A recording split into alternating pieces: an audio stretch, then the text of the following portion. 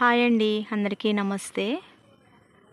ఈరోజు చందమామ వస్తూ ఉన్నాడు. కానీ ఎందుకో ఆయన ప్రకాశించే విధానంలో, ఆయన నవ్వులో బాధ కనిపిస్తూ ఉన్నట్టు అనిపించింది నాకు. ఎందుకో తెలియదండి. ఎందుకంటే ప్రస్తుతం జరుగుతున్న పరిస్థితుల్లో నిజాలన్నీ అబద్ధాలైపోతూ ఉంటే, మరి ఉదయం పూట చూస్తున్న సూర్యుడు అలాగే అనుకొని ఉండొచ్చు, సాయంత్రం వచ్చే చందమామ కూడా అలాగే అనుకొని ఉండొచ్చు. కానీ ఎన్ని చూస్తున్నా కూడా మరి దేవుడిచ్చిన ఆజ్ఞని పాటిస్తూ, మరి దేవుని ఆజ్ఞ కోసం ఎదురు చూస్తున్న ప్రకృతిని చూస్తే ఎంతో నేర్చుకోవాలనిపిస్తుంది. ఎందుకంటే సృష్టి దేవుని చెప్పిన ఆజ్ఞను పాటిస్తూ ఉన్నాయి. నువ్వు ఉదయం రావాలంటే సూర్యుడు వస్తున్నాడు, నువ్వు సాయంత్రం రావాలంటే చందమామ వస్తుంది. మరి ఈ చెట్లకి కాయలు ఈ కాలంలో ఈ కాయలు కాయాలంటే కాస్తున్నాయి. సముద్రానికి గీతలు గీసి నువ్వు ఇంతవరకే నీ పరిధి అంటే అక్కడి వరకే వచ్చి అలలు వెనక్కి వెళ్ళిపోతున్నాయి. కానీ మనిషికి మాత్రం దేవుడు తన స్వారూప్యంలో చేసుకున్నందుకు నేను సృష్టికర్తకు మించిన జ్ఞానిని అనుకుంటున్నాడు. ఎందుకు అంటే మరి గత దాదాపు మార్చి 24 నుంచి మరి మనసు అలజడి, ఆందోళన, కన్నీరు, మరి ఏది పట్టని పరిస్థితుల్లో మరి ఈ రోజున చందమామని వీడియో తీస్తుంటే అనిపించింది, మరి మనలాంటి వాళ్ళు ఎంతోమంది గతించిపోయారు. ఎందుకంటే ఈ అనుభవాలు మనకి కొత్త అయి ఉండొచ్చు, చందమామకు కాదు, సూర్యునికి కాదు, ప్రకృతికి కాదు, చెట్లకు కాదు, సముద్రాలకి కాదు, నదులకు కాదు. ఎందుకంటే ఎన్ని తరాలను చూసిందో ఈ ప్రకృతి. మనం ఏంటంటే ఒక్కొక్క వయసులో ఒక్కొక్కలా మనం విర్రవీగుతాం. నాకంటే అందమైన వారు లేరు, నాకంటే తెలివైన వారు లేరు, నాకంటే మోసగాళ్ళు లేరు, నన్ను ఎదిరించేవారు లేరు, నేను చెప్పిందే వేదము అని అనుకుంటూ మనిషి బ్రతుకుతూ ఉంటాడు. ఎంతవరకు? తను ఈ లోకం విడిచిపెట్టేంతవరకు. కానీ ఒకానొక సమయం వస్తుంది. ఆ సమయం రోజున అసలు ఊహించడానికి కూడా మనము ఊహక పరిధికి మించిపోద్దన్నమాట. అందుకే దేవుడు ఒక మాట చెప్తున్నాడు, నేను ఆకాశం అందున్నాను, నీ మాటలు కొంచెంగా ఉండాలి, నీ ప్రవర్తన సరి చూసుకోమంటున్నాడు అన్నమాట.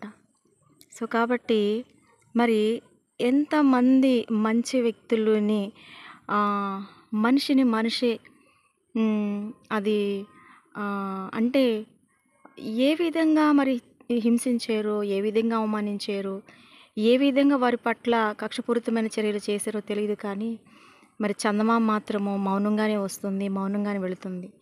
కానీ గతంలో చందమామని వీడియో తీసి నేను ఎంతో ఆనందంగా, సంతోషంగా, నేను మరి ఆనందంగా మరి దేవుని అద్భుతాన్ని బట్టి నేను దేవుని స్తుతించాను. కానీ ఈరోజు కూడా స్తుతిస్తున్నాను. ఎందుకంటే అంత గొప్పగా ఉండగలిగే ప్రకృతి ఇంకా గౌరవం పెరుగుతుందన్నమాట.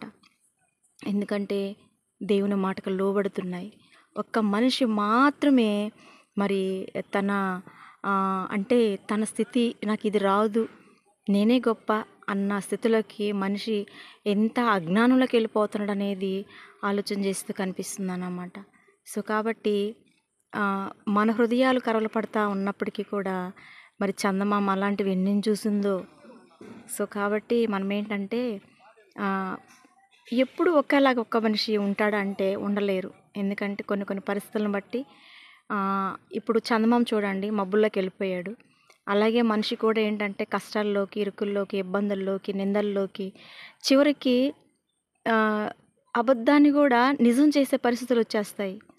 సో కాబట్టి మనల్ని మనం జాగ్రత్త చేసుకోవాలి. ఎందుకంటే మరి మనిషి చనిపోయిన తర్వాత అప్పుడు అస్సలైన జీవితం ఉంటుందనేది నమ్మిన వారు మాత్రం చాలా చాలా జాగ్రత్తగా ఉండాలి. ఎందుకంటే అప్పుడెవరు చూస్తున్నారులే జీవితం ఎక్కడుంటుందో, ఎప్పుడు పోయిద్దో అనుకునే వాళ్ళకి మాత్రం కాదు. ఈ జీవితము ఇక్కడ మనం చేసిన మంచి చెడులు మొత్తము రేపొద్దున తీర్పు దినంలోకి వస్తాయన్నమాట. దేవుడు రారాజై కూర్చుంటాడన్నమాట న్యాయపీఠం ఎదుట అన్నమాట. సో కాబట్టి అప్పుడు మన చిట్ట మొత్తం తీసినప్పుడు అప్పుడు అక్కడ తలదించుకోవాలి మనం. ఇక్కడ ఎంతమందినైనా మనం మభ్యపెట్టేయచ్చు.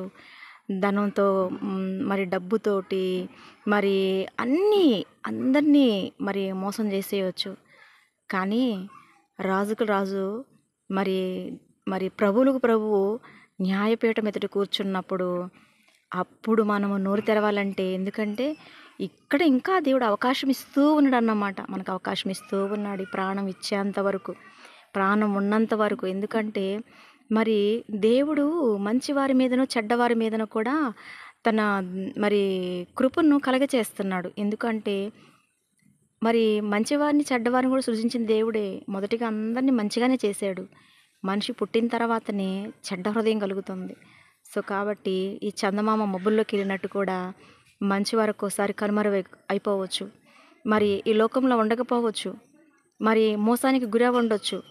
అయినప్పటికీ కూడా మరి ఒకానొక దినాన ప్రకాశిస్తారు. ఎక్కడంటే మరి దేవాతి దేవుని దగ్గర.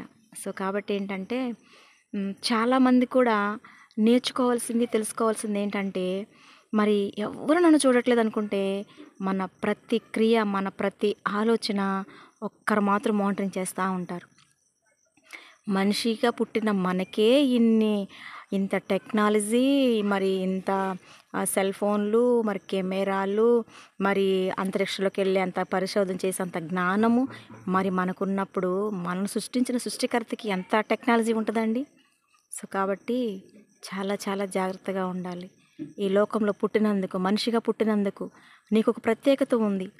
చాలామంది అబద్ధాన్ని నిజం చేయడానికి ప్రయత్నం చేస్తూ ఉంటారు కదా. అసలు అబద్ధం చేయకుండా నిజంగానే మంచిగా వెళ్ళిపోతే అసలు నిన్ను అందరూ కూడా మంచిగానే చూస్తారు కదా. అది ఎందుకు మిస్ అయిపోతున్నారు? అది అర్థం కావట్లేదు అన్నమాట. అంటే నేను పెద్ద గ్రేట్గా ఉండాలి, నేను అందరిలో పలుకుబడి ఉండాలి, లేకపోతే నేను అందరిలో మంచిగా నన్ను గ్రేట్ అనాలి అనుకున్నప్పుడు నువ్వు వాళ్ళకి సహాయం చేయి. దేవుడు అదే కదా చెప్పింది, దీనుల్ని, దరిద్రుల్ని వారికి తోడుగా ఉండమని చెప్పాడు కదా. మరి అలాంటప్పుడు మరి మనం వాళ్ళని మోసం చేస్తూ, వాళ్ళ కడుపు కొడుతూ, వాళ్ళని ఇబ్బంది పెడుతూ మనం అధికారంలో ఉండాలి అనుకున్నప్పుడు మరి ఆ ప్రయత్నం ఏదో మంచిగా చెయ్యి. దేవుడు నిన్ను ఎంతగానో మరి హెచ్చిస్తాడు కదా. మరి నువ్వు సహాయం చేసిన వారే నిన్ను అభినందిస్తారు. అలా కాకుండా మరి వారికి ఉన్నదాన్ని కూడా లాగేసుకొని తింటూ నువ్వు వారికి ఆటంకపరుస్తూ ప్రశ్నించిన వారిని ఎంతకాలం చేస్తావు? లేకుండా ఎంతకాలం చేస్తావు? నీ ఒంటిలో ఊపిరి ఉన్నంత వరకు చేస్తావు, తర్వాత. సో కాబట్టి మనం ప్రతి ఒక్కరమే, ఈ భూమి మీద పుట్టిన ప్రతి ఒక్కరం కూడా తప్పు చేయని మనిషి అంటూ